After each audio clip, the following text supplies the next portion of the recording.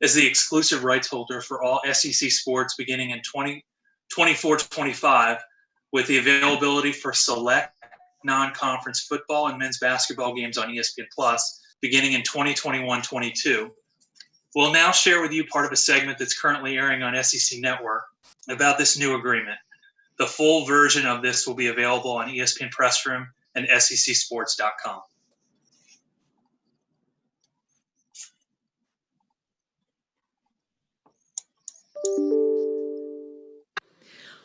And thanks for joining us for this special announcement.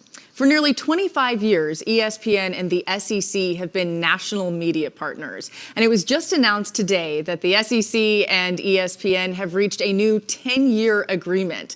So starting in 2024, ESPN will be the SEC's exclusive media rights holder for all SEC sports. This means that the SEC football championship will be on ABC, as well as some of the conference's greatest rivalries on ABC and ESPN in both football and in basketball. And then in 2021 and 2022, some great non-conference games even on ESPN Plus. So much to be excited about, so much to look forward to. Let's take a look at all of it coming your way.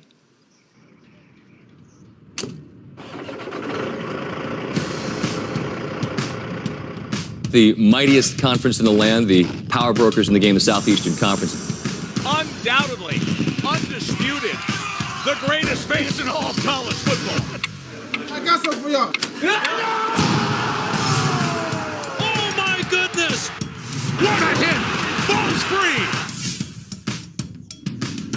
Desperation heave into traffic, off his head! A crazy carry and a touchdown! Tagovailoa fires to the end zone. Touchdown! Alabama wins! It's about to get crazy in here. This is going to be wild. Cue up the Sports Center top 10. That was nasty. These are the ones you come in, you sit down, you get ready early because you want to see who smacks who in the mouth first. You cannot throw the football any better than this. It's a conference that's been the most dominant in college football for the last several years. He ran the missed field goal back. Auburn has won the Iron Bowl. LSU Tigers going to war. 1, 2, 3.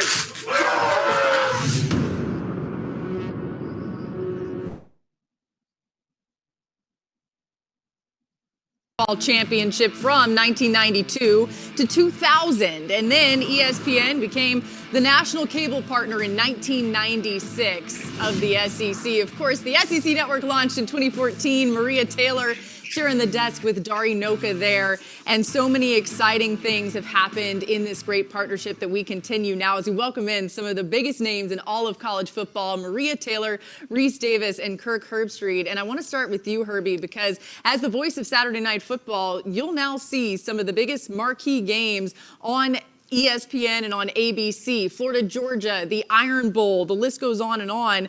As an analyst, what are you most excited for to be able to call these big games? The list goes on and on. Just keep saying those games. Just keep saying them. I just cannot believe what a big deal and big opportunity this is for ESPN and ABC. We've been lucky. I've been doing that Saturday night package now for 15 years. Started back in 06, and we've had a lot of huge moments and great moments, but I'll be very honest, it was College Game Day, travels to so many big games in the SEC, LSU, Alabama, you mentioned the Iron Bowl, the SEC Championship, just so many marquee matchups that you're in there for the morning, and then you fly off to go to another site, and to think that to have an opportunity to call some of these games in the conference that I've always had so much respect for is just, I can't even really put it into words what a huge opportunity this is for our company. And I know everybody is incredibly excited and appreciative of this relationship that we've already had, but just kind of taking it to a whole different level.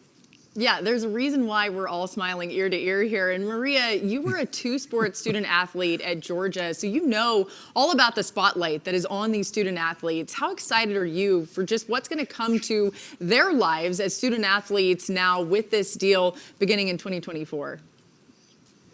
Yeah, Laura, it just reminds me that the SEC to me is so much more than just competition. Like, it's really about opportunities. I know, being a former student athlete of the SEC, that I'm able to do the job that I do today because I went to the University of Georgia, because I was able to be a part of the SEC Network launch in 2014. And now to be able to have like the whole kit and caboodle of the SEC football package, to be able to say, we're going to play our SEC championship game on the ESPN ABC family of networks. That's going to mean a lot to these college students who we have seen have a very big impact. I mean, we've seen what they've been able to do as we're looking at the currents of change, and their voices are going to continue to be amplified, as well as the play that we've come to know and expect from the SEC. So I'm really excited as a former SEC alum to continue to see that partnership growing between the place that I work and the place that I feel like I grew up and matured to become the person I am today. And it's just such a fun and exciting announcement to hear, and hopefully looking forward to in the coming years. Yeah, Maria, I cannot wait to see you on the call of a big ABC game between the hedges. It's going to be pretty good stuff right there.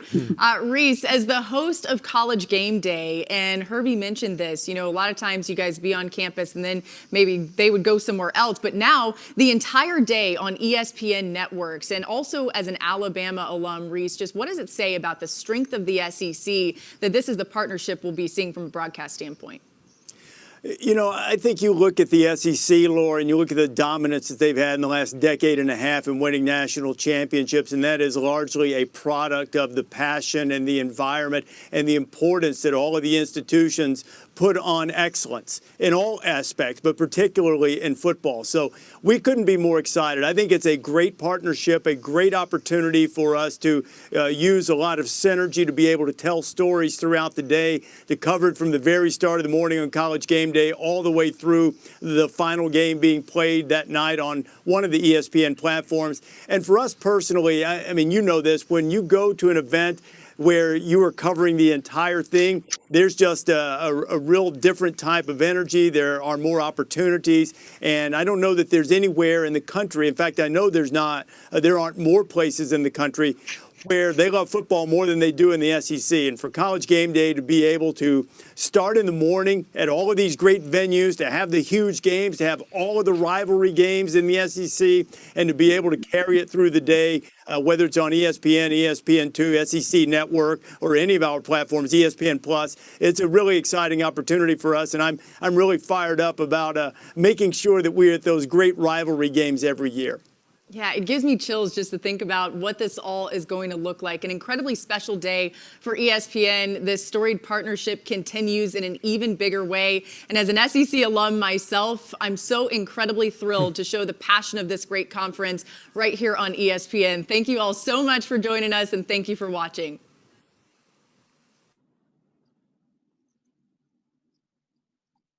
All right, thank you. As Laura mentioned, it's a really special day for our company and for the Southeastern Conference. We appreciate you being with us today, and we're very excited, as you can tell. Joining us today on the call are Greg Sankey, the 8th Commissioner of the Southeastern Conference, and Burke Magnus, ESPN Executive Vice President of Programming and Original Content. Jimmy Pitero, our Chairman of ESPN and Sports Content for the Walt Disney Company, announced this new partnership with the SEC during Disney's Investor Day a little bit earlier. That presentation is still ongoing. Otherwise, Jimmy would be joining us as well. I'll give Commissioner Sankey the opportunity, followed by Burke, to each make opening comments, and then Amanda from our team will lead the Zoom call for media questions. Go ahead, Commissioner Sankey. Thanks, Bill, and thank you, everyone, for joining us. There are any number of big days in the history of the Southeastern Conference, and today is added to those big days as we announce a landmark 10-year agreement with ESPN that will help shape the future of the SEC. That future includes our universities, their campuses, our athletics programs, and over 7,000 student athletes annually who participate in the Southeastern Conference. We had a great deal of interest in the SEC's first tier rights. We know our sustained success as I walk every day by a trophy case that recognizes the achievements of our student athletes. It's important to our future to have been thinking strategically, and the reality of media opportunities has meant to us that we have to look at broadcast, traditional cable, satellite, and the new digital world. And ESPN, under the Disney heading brings that to us in a unique way. It's also a relationship that we've experienced for over 2 decades and have a collegiate network, a conference network that has been as successful as any launch in the history of cable television. Our Saturday afternoon package has consistently been the highest rated college football package. And we think from the SEC perspective, that's unique because of how special the Southeastern Conference is on Saturday afternoons. Just seeing that video, thinking to when we get back to the special experiences with stadiums full of fans brings the future opportunities to the forefront of our mind. In addition, from a strategic standpoint, we had to think about how we schedule our games, and bringing all of our content under one umbrella provides us the opportunity to let fans know for about half of our games in the summertime, the windows in which those games will be scheduled, allowing advanced planning that we've never experienced. Sure, we'll have some 6-day and 12-day announcements, but with limited shifting between broadcast windows, and particularly for early games, which will still take place, fans will know during the summer when their team will be in one of those on-campus early games. We appreciate the opportunity that is now in front of us. Again, seeing those images of student athletes competing at the highest levels in front of full stadiums and full arenas in football and men's basketball just brings to mind, as we look forward, how important this opportunity was as we prepared for today. And now that we've made this announcement, begin to look forward, beginning in 2024 with our full package, but even some adjustments for the 21 football season through ESPN Plus, how special this will be moving forward. Thank you for your interest. I look forward to the questions, and I'll turn to Burke, and I will say to both Jimmy and Burke how much we appreciate their diligence and work to bring us to this moment. Thank you very much, Commissioner. Appreciate that. And let me start right there as well with a few thank yous. To Greg, obviously, as the leader of the conference and as such a wonderful partner to us for so many years. Really proud to call him a friend and a partner. And without his vision here, this wouldn't have been possible. I'd like to thank also all the presidents and chancellors of each of the SEC institutions for their trust in our company and our ability to deliver upon the vision. Again, it requires a lot of people to kind of be of the same mind to let something like this come to pass, and I appreciate their trust. To Alan Gold and Nick Kahn of CAA and Evolution Media, trusted advisors to the SEC Conference on media issues and good friends of ours and partners of ours on other business. Their trust and vision in us important as well. And two particular members of the staff who we deal with quite regularly, critically important in the ongoing day-to-day business relationship with our company in the Southeastern Conference, Charlie Hussey and Mark Womack. So I want to start with some thank yous to all of those folks and many more who contributed to making this day possible. And we just couldn't be any more excited about this. This is the missing piece for us. We really feel like this is a 1 + 1 = 3 circumstance where pairing this package with the other rights that we partner with the conference on will be, to the tremendous benefit, not just of our company from a business perspective, but obviously to the conference, to the member institutions, to the student athletes. It fits perfectly with our overall company priorities. We are on the hunt constantly for the best sports content that exists in the world. And without question, in the intercollegiate athletic category, the SEC is at the top of the heap. And so whether it's the ESPN networks, now the critically important broadcast component through ABC, the new streaming component through ESPN Plus, obviously the ESPN networks and the SEC network, the flexibility and the and the opportunity to maximize audience and put the biggest games on the biggest stages for the most people to watch is really what we're excited about. So I'm sure there's a lot of questions, but we're really excited to add this piece and grow this relationship to our already incredible portfolio of intercollegiate rights.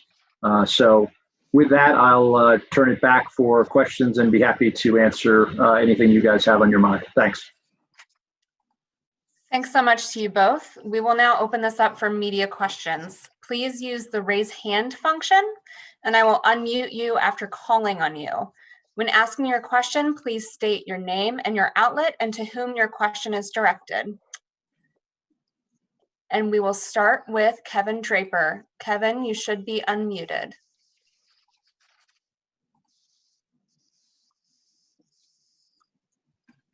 Hi, this is Kevin Draper from the New York Times. Questions for Burke.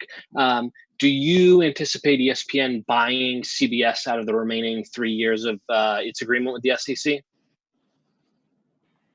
Hi, Kevin, and thanks for the question. Listen, that's not a decision that's within our control whatsoever. I think we're open to that possibility, but obviously it would have to be a circumstance that works for all involved. It's not really for me to comment because it's an existing relationship that we're perfectly comfortable waiting for it to run its course. We know, what we got into here, and from a timing perspective, there's certain things that we can activate on immediately. There's certain things that will come in 2024. So we'll have to see where that goes. And I'll answer as well. CBS is an important partner. It has been and remains an important relationship, and we have 3 more years on that agreement. We're reminded through the experience of 2020 how important that relationship is for the Southeastern Conference. And our focus today is on what lies ahead, and we'll continue to work well with through our CBS partnership over those next 3 seasons. Thank you. Next will be Scott Rabelais from The Advocate. You should be able to unmute.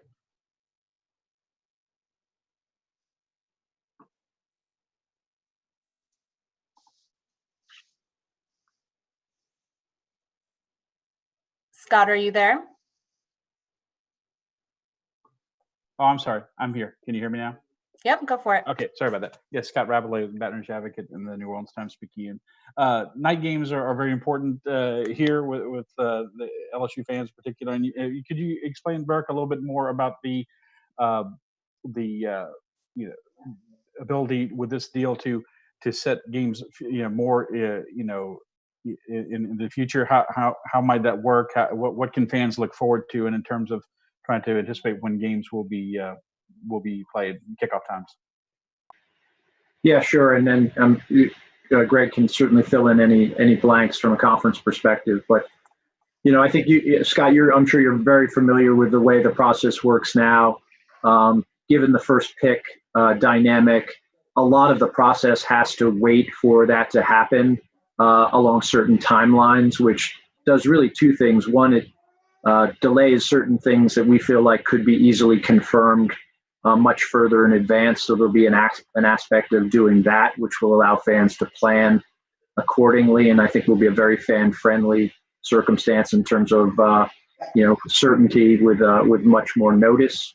And then, the exclusivity of the afternoon window will not exist anymore. In other words, with all the inventory and all the games under one roof, so to speak, we'll be able to schedule games on any network in any of the windows, which will allow for flexibility in that regard, vis-a-vis teams that would prefer to be at night or teams that would prefer to be in the afternoon. It cuts in every direction. And the last thing is that there was a specific limitation on CBS in terms of how often they could go into primetime. No such limit really exists anymore. And so, in addition to the 3:30 window on ABC weekly, we anticipate there'll be a lot of games, many times, where the SEC game will be the Saturday Night Football game in primetime on ABC. You heard Kirk allude to it in the video. So all of that cobbled together, allows for tremendous flexibility and takes sort of all the antiquated barriers away from from a process perspective, which will be, I think, to the tremendous benefit of both the schools and their fans.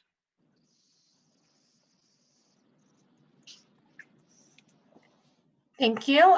Next is Dean Legg from Dog Post. Dean, you can unmute. I guess the question is sort of for both of you. Games like Georgia, Florida, that have traditionally been in the afternoon, I guess the institutions have made known they would like it to stay there. You sort of talked about this a second ago. How do you balance the value of putting something like that at night from a broadcasting perspective and meet the institution's desires? And then secondly, on out-of-conference games like Florida, Florida State, Tech, Georgia, Kentucky, Louisville, will y'all start looking at moving those games to Friday possibly now that you've got both of them under one agreement for like you can broadcast them all under Disney umbrella? I'll start. The ability to have everything under one umbrella and accommodate institutional preferences is enhanced. And you cited a specific game, the game played in Jacksonville between the University of Georgia and the University of Florida, or the reverse, depending on your affiliation, who goes first, is one we can accommodate in the afternoon. We'll still have a 3:30 weekly window, 3:30 p.m. Eastern time. And as Burke alluded to, the addition of broadcast coverage potentially in the evenings as well was an important part of the conversation for the SEC. We don't commonly play on Fridays. We do have a Friday after Thanksgiving accommodation that's limited, but we've not been a conference that's migrated into Friday games, particularly because of our respect for high school football in our region. And that philosophy will continue with that one noted exception. Yeah, I have nothing to add there. Greg's right. No anticipation that there'd be Friday under this agreement. Thank you. Next, we'll go to Stuart Mandel of The Athletic. Stuart, you should be able to unmute. Yeah, a quick follow-up to that. I had another question too, but are you guys saying that there will be weeks where there's both a 3:30 and a primetime SEC game on ABC? Yes, I think that'll definitely happen from time to time, Stuart. Okay, and then Stuart, as we looked at the additional broadcast opportunities, that was an important consideration for the Southeastern Conference. And then the ESPN Plus component that was announced that could start next season. Is it restricted to non-conference only for the duration of the deal, or could there eventually be in-conference games on ESPN Plus? It's non-conference games within the construct of the agreement, Stuart, and it's no more than one per school. So everybody will be represented or could be represented potentially. How other considerations come into play that would be more in the context of year-to-year conversations, but by the agreement calls for only non-conference games at this point. Thank you. Next, we have Randy Carricker from 101 ESPN in St. Louis.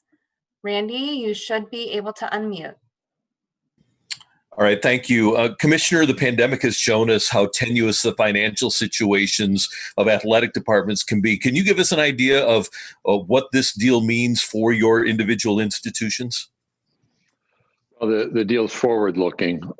I've said relative to the impact of the pandemic, during a time like this, there's no place I'd rather be, whether it's as a commissioner, member of our staff on a campus, or in an athletic program, as a coach, staff member, student athlete, than in the Southeastern Conference. And that's because of our responsible decision-making over time.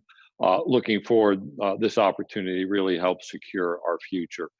We know that there will be lingering effects given what we've experienced since March of 20. We don't have a finish line for the pandemic. We certainly have rays of hope relative to a vaccine that would allow us to get back to what we knew as normal.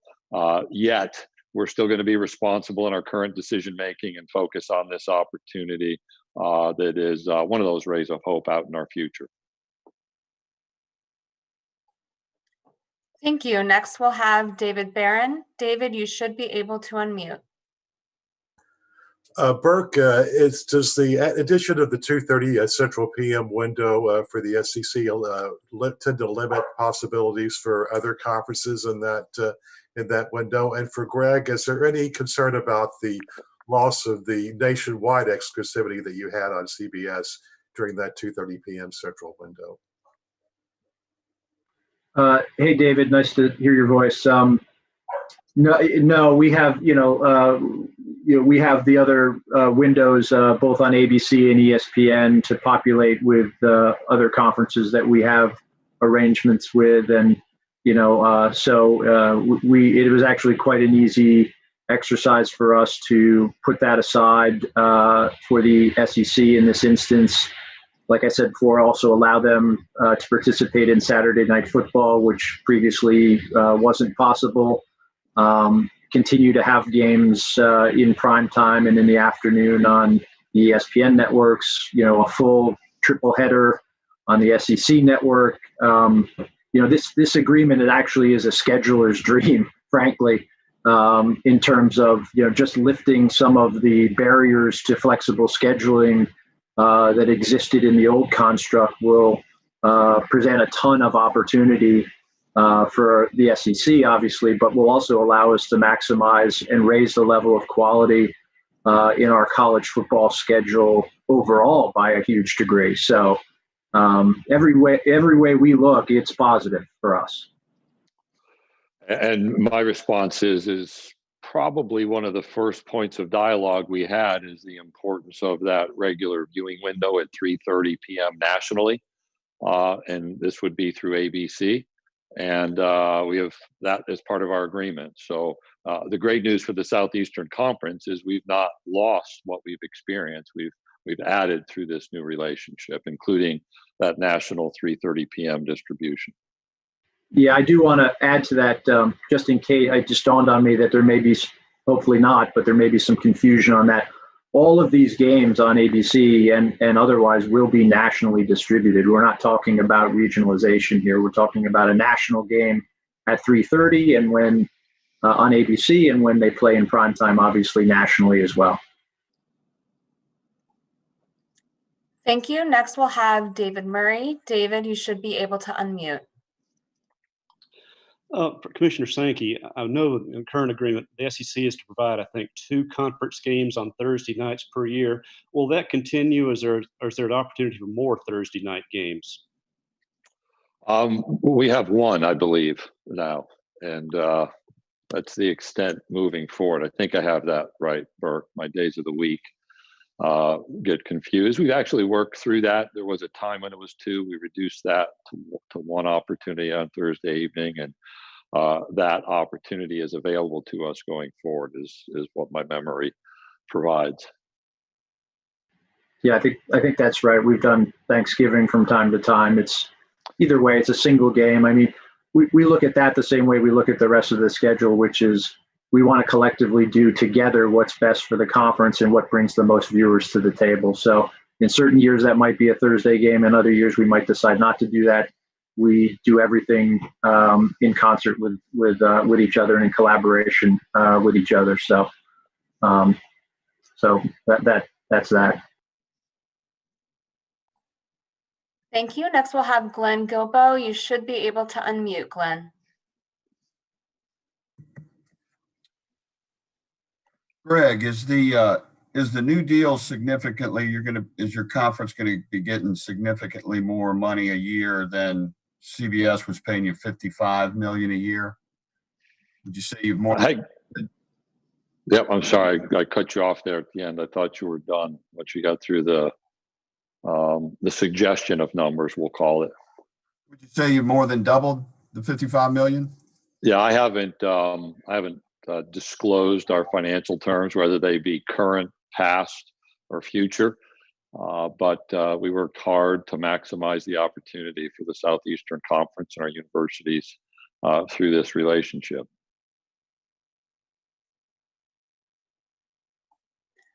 Thank you. A reminder, if you have any questions, to please raise your hand.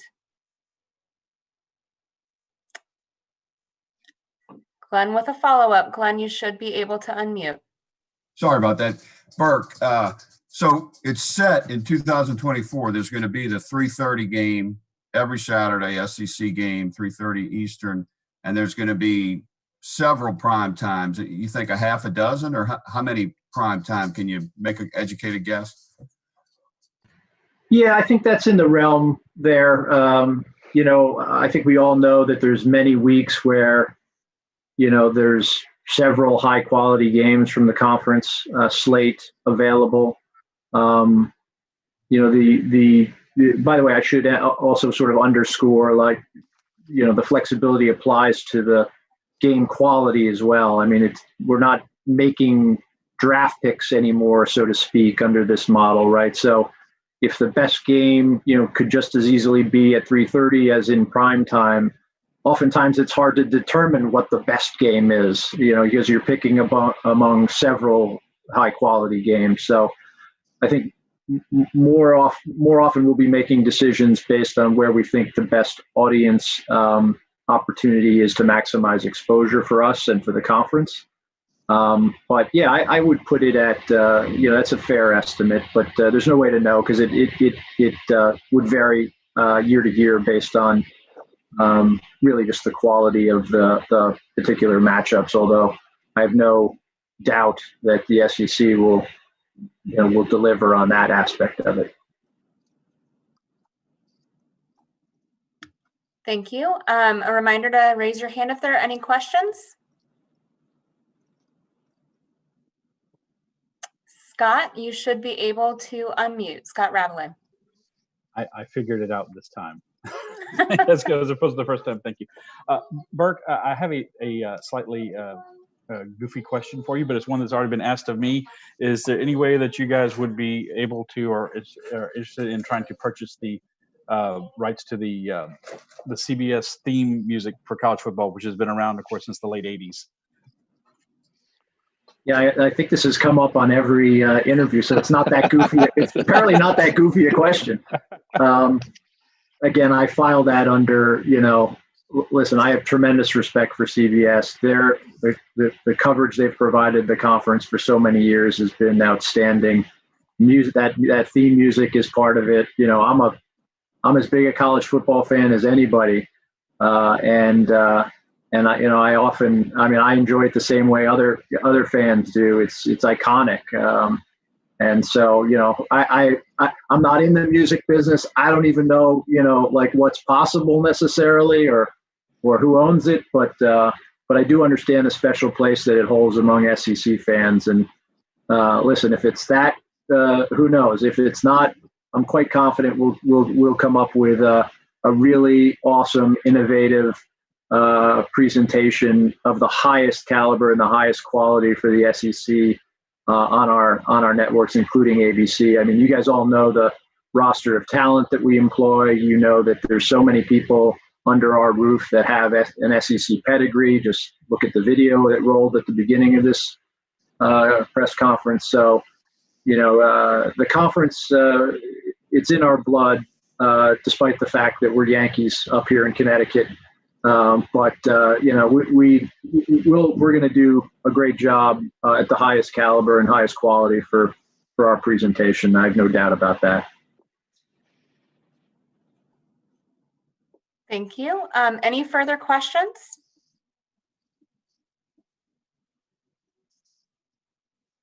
All right.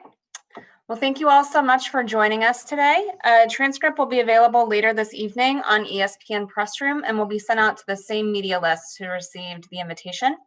And as Bill shared, the full video segment that aired on SEC Network at the top of the hour is already available on demand on ESPN Press Room and will be available later today on secsports.com. Should you need anything further, please feel free to reach out to me, Bill Hoffheimer, or Herb Vincent. Thanks again. Thanks, Commissioner and Burke, for joining us, and I hope everyone has a great evening. Thanks everyone.